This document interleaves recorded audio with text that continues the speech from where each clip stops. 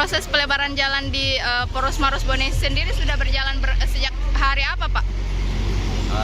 Efektif pekerjaannya itu mulai 28 November 2022 pada akhirnya 31 Desember 2024. Ya, untuk panjang jalan yang dikerjakan sendiri, Pak?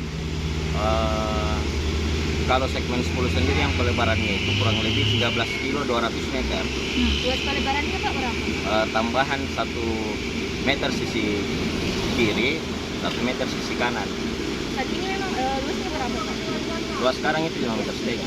Untuk idealnya sendiri, Pak, lebar jalannya berapa? Idealnya nanti 10 meter. Ya. Jadi bahu jalannya ada tambahan 2 meter.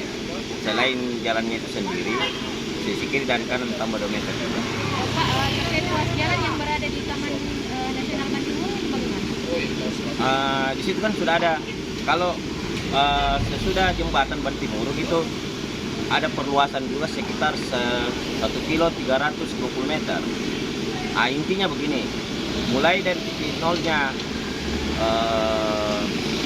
lampu merah, titik nolnya di situ lampu merah Kota Maros sampai batas Kota Bone, yang mana yang dilebarkan akan dilebarkan.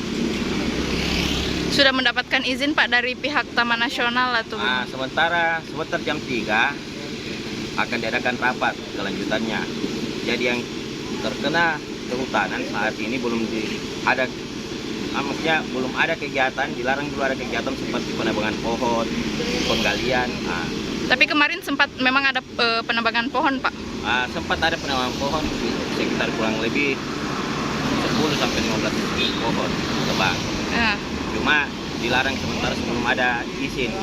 Sebelumnya sih pernah dikonfirmasi, cuma pihak kalangan atas konfirmasi belum sampai ke bawah. Jadi saat ini tidak ada aktivitas penebangan dulu? Belum ada. Pak, untuk total anggaran yang digunakan sendiri berapa sih, Pak? Totalnya 157 miliar. Pekerjaan yang dilibatkan berapa?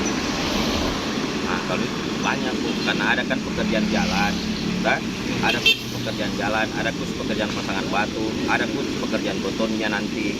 Jadi kalau estimasinya susah disebutkan karena memang banyak itu.